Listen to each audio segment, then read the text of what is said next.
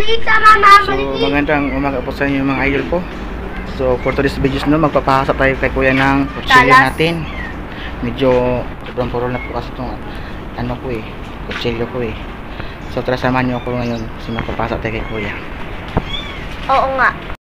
A few moments later. Si kuya ngayon, magpa-video kami. Kuya, isa pa kuya. So ito po yung hasaan po ni kuya, no. Medyo napakatibay ng kanyang style ng kanyang bisikleta kuya. So ito na po yung guys, isang pinapasa ko. Sobrang ganda na po ng kutsilyo ko. So ito po yung ginagawa ko guys.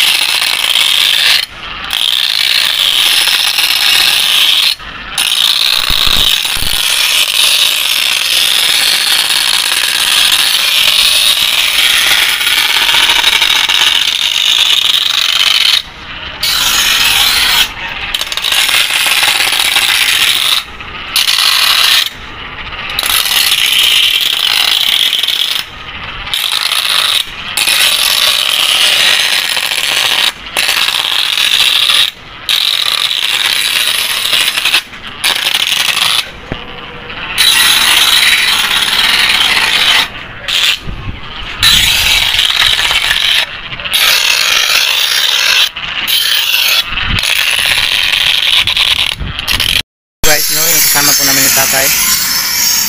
So, nagpapasa po ako sa kanya ng kutsilyo ko kasi medyo sulong-purol na po kinakalawang na pati. So kayo guys, kaya nyo po kayang ginagawa ni tatay guys.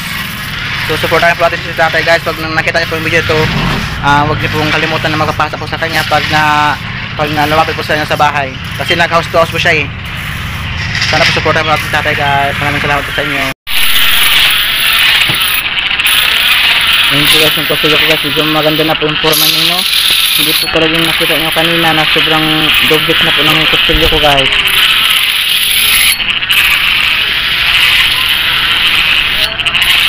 Masaya pong sanay na po si tatay kaya hindi siya napapagod sa kakapidal ng ng padyakan.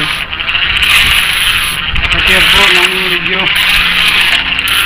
Share na lang po guys ang video guys kung nagustuhan nyo po itong video na to guys. Kaya pag nakita po sa tatay, hindi pong supportahan niya po. Huwag po kayong maglinlangan na magpasa po sa kanya. Ayaw pa ito ng biyahe ni tatay guys. Sa Davao pa ito galing Pumunta lang sa Manila para lang maghanap buhay.